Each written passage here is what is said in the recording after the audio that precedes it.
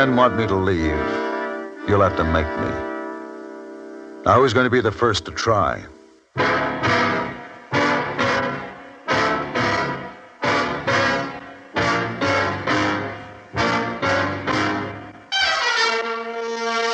Have Gun, Will Travel.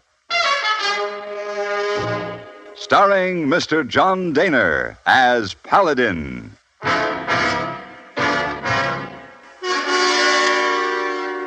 San Francisco, 1875. The Carlton Hotel, headquarters of the man called Paladin.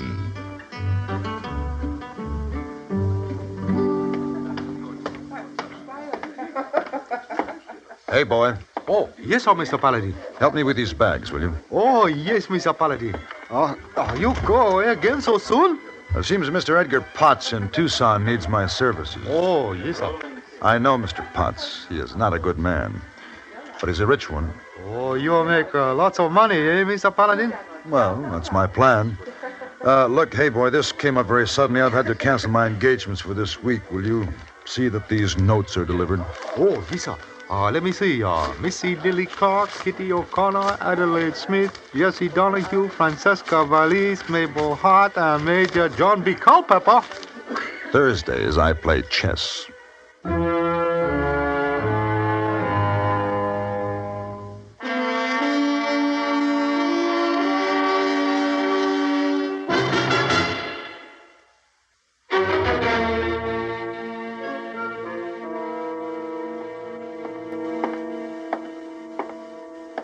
Glass of rye, bartender. Yes, sir.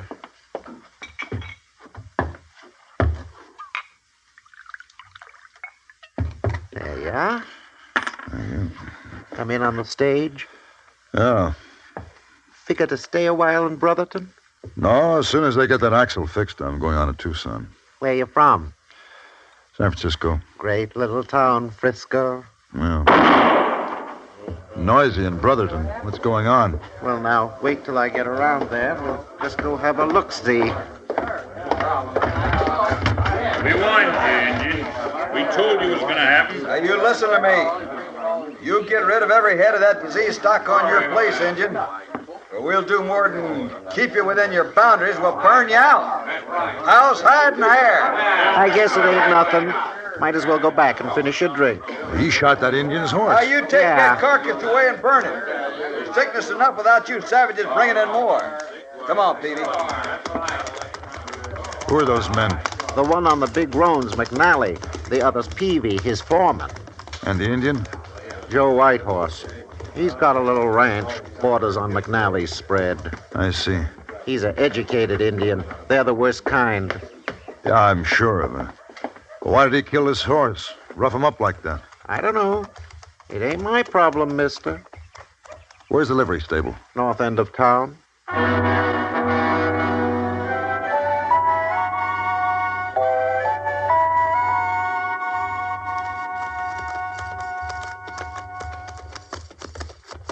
Whitehorse? Yes? My name is Paladin. This is my card. Have gun, will travel. I see. Thank you, Mr. Paladin. Not interested? If I had money to hire you, I wouldn't be hiking 20 miles carrying this saddle. I would have another horse. I happen to be going your way. Why don't you put your saddle over this other horse of mine? No obligation. It is right to tell you, even if I had money, I would not hire you. I don't hold with men who follow the gun. I agree, Mr. Whitehorse. It's not a practical business, but 20 miles is a long walk. And this is a heavy saddle. I accept your kind offer, Mr. Paladin.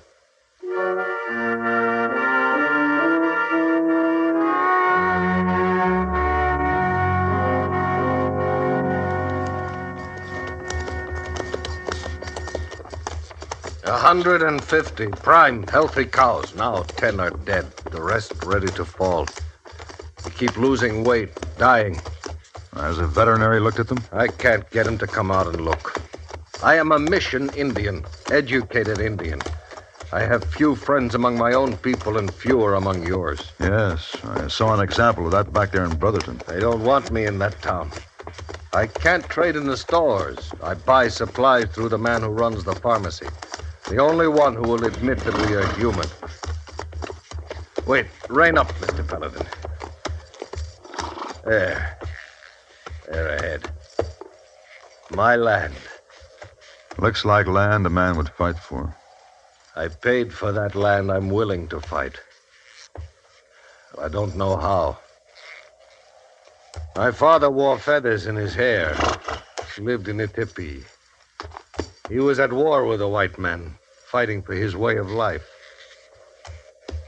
When he saw he could never win, it broke his spirit, but it made him wiser. He sent me to the mission school. Learned to live and think like a white man. He said that was the only way we could have a home in our land. 3 riders. You know who it is? Wait. Peavy and 2 of his hands. The one who killed my horse. Yeah. So you got yourself another horse? The one you shot cost me $40. You have to pay me for that. You friends with him or just passing through? You ask that like a man hoping for the wrong answer. You working for an Indian? He hasn't hired me yet. You're half a mile from his boundary line. You aim to keep going? I thought I might. It ain't that simple, mister. You can ride in on that horse, but you try to ride out and he'll go down with a slug in his head. No animal comes off on that ranch, yours or nobody's. Mr. Paladin, he means what he says. You saw that in town. You're going to lose 2 good horses. I'll walk the rest of the way. You'll ride. You've used my horse for 15 miles, and I expect a man who's done that to rub him down and ask me to sit at table. You will be most welcome. All right, then. Ride on in. But you'll be sorry.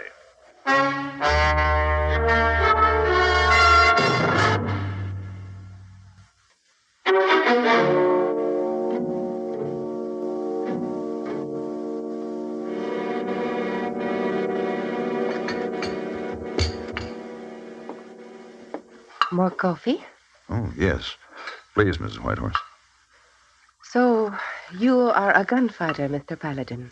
Well, Mrs. Whitehorse, I have a certain talent with weapons. When people in trouble need such a talent, I hire it out to them. I see. Is a gunfighter expensive, Mr. Paladin? I have expensive tastes. Joseph, I like my home. I want to stay here. I think all we need right now is time. Every day more stock dying. Quarantine around me, that means I must sneak off my own land But like with time, Joseph, we can find out what is sickening our cattle. We can build a healthy herd.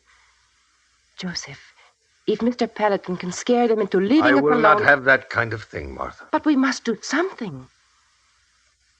Mr. Paladin, we do not have any money to pay you, but this is rich land. We will give you a part of it, if you will fight for your part and for ours. I'll talk with these men. In the meantime, thanks for your hospitality. It was our pleasure. I'll walk out with you. Take care, Mr. Paladin. McNally is a violent man. You told Peavy he'd have to pay you for that horse he shot. I don't mind taking over the debt. I'll trade you the horse you came home on. That's a good horse. You cheat yourself. Well, maybe I'll get Peavy to throw in something else of value. Mr. Paladin, perhaps you won't understand. Men differ. What do you mean? When I walk out of my house onto my own land, it gives me a good feeling. I love this place. It has given me pain, but there is something. This is mine. This handful of earth here. This is mine. Certainly. It's just like a... Wait. Hmm? Your handful of earth there. Well, here. Put it in this handkerchief. Well, Here, in the handkerchief. Hmm. Good. I don't understand. Strange man, Mr. Paladin. That's right, and I've just had a strange notion. I'll see you again, Mr. Whitehorse.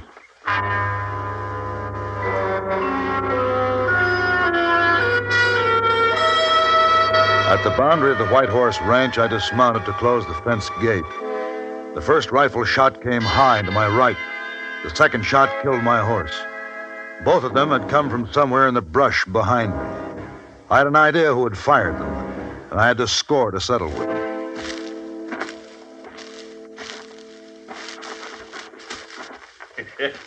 Sure looks like you're afoot, don't it? You did that shooting? This his Indian boundary. That's a bad habit you have, PV, killing horses. I warned you. I remember. Now I'll use your horse to take me into town. You lay a finger on that bridle, you Injun. You can tell McNally what happened. He'll find me in town.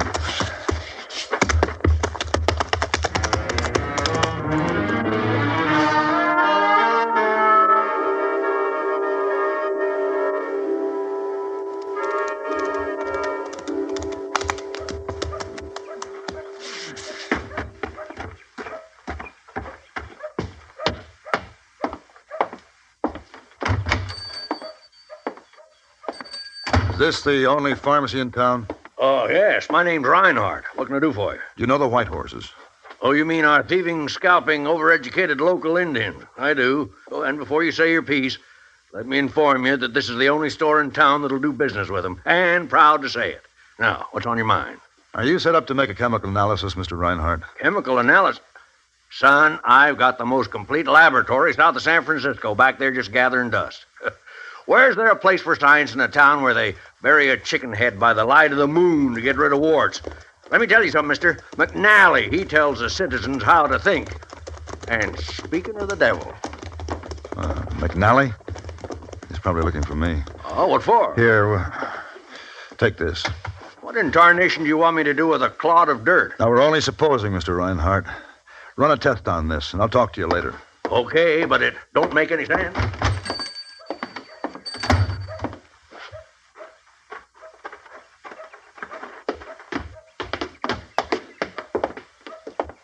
Gentlemen, You pistol whip my foreman, steal his horse? I disciplined your foreman, Mr. McNally. As to the horse, Peavy owed Joe Whitehorse for the one he shot.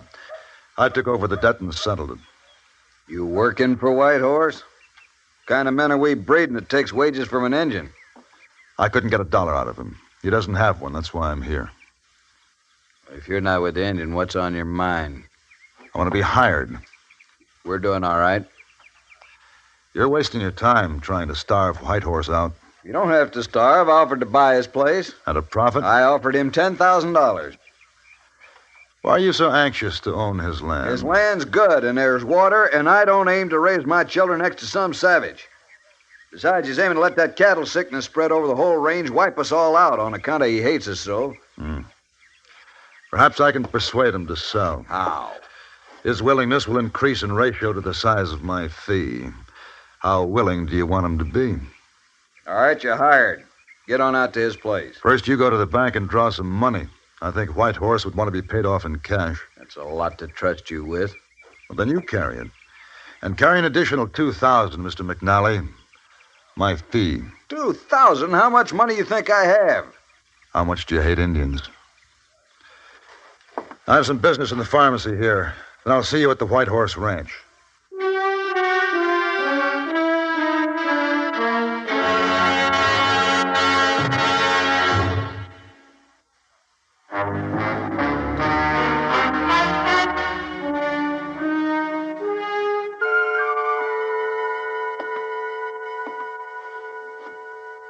He's waiting outside there, Mr. Whitehorse.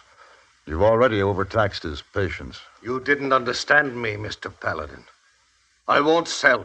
You can do a lot with that cash. I won't be pushed off my land. I stay here. I told McNally you'd sell. Then you tell him you were mistaken. And lose my fee. Why do you ask my husband to do this thing? Because it's my considered opinion he should sell to McNally. And if it is not my opinion, if I say I stand up to that gun of yours?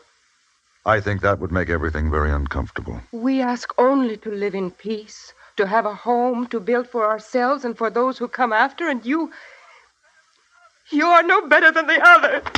Martha should not have done that, no matter what. Forgive her, Mr. Paladin. Martha carries our first child. She is upset. What kind of a world have we to offer our child? Sign it, Joseph. Sign the paper. Here is ink, a pen. Give them their bill of sale. We will find some place to live in peace. Yeah.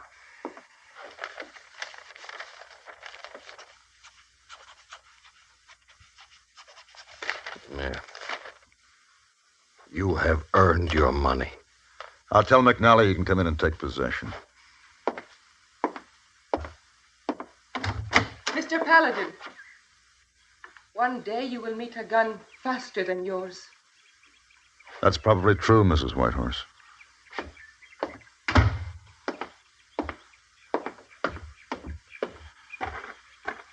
All right, McNally. All set, huh? All set.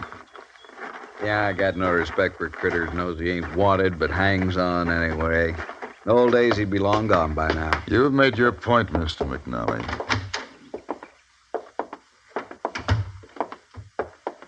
Here is your bill of sale, McNally. It is your ranch now. And you got the money? That does it. Not quite. Let's not forget $2,000. Oh, sure. See me in town. I see you now, McNally. Oh. Yeah. Thank you. Whitehorse, learn something from this business. You Indians have reservations all over the country. That's where you belong. Mr. McNally is a man of deep prejudice. And not soft about 'em, neither. Ooh, anything but soft. If it hadn't been for your stickly stock, he'd have found another reason to starve you out. He did not starve us out. It was your gun that drove us off our land. My gun did you a favor, Mrs. Whitehorse. This land is useless. It's poisoned. Don't try to pasture cows here, McNally. They'll die. I'll get rid of that disease. I'll burn everything down to the dirt. But you can't burn the dirt, and that's where the poison is. You're crazy. I had the soil analyzed. It contains a certain element that affects all vegetation. It's called molybdenum, if you want to investigate it. On my land? McNally's land. I remembered that I'd seen this cattle sickness once before down on the San Joaquin Range. So you knew this? Suspected it. Mr. Reinhardt verified it. If this is true. It's true. But then I cannot keep this money. Oh, yes, you can. You dirty lying cheat. Good day, Mr. McNally.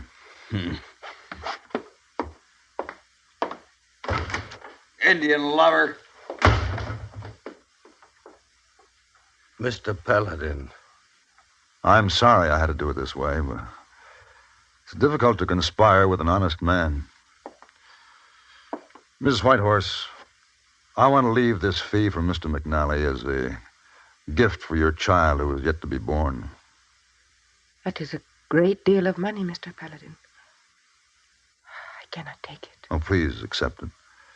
For your child, with my apologies for this imperfect world we have to offer him, and my hopes for a better one in his lifetime. Thank you, Mr. Paladin.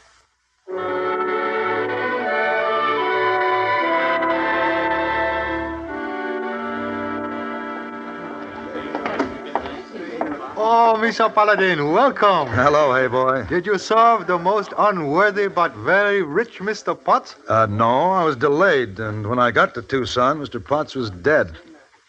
His wife shot him. Oh, then you don't make lots of money. Your whole trip be wasted, eh? Too bad. Not at all, hey boy. On the contrary, I found it quite rewarding. Oh, you have someone wait for you upstairs in room. Oh, well now. Yes, Major John B. Culpepper. It's Thursday. Remember?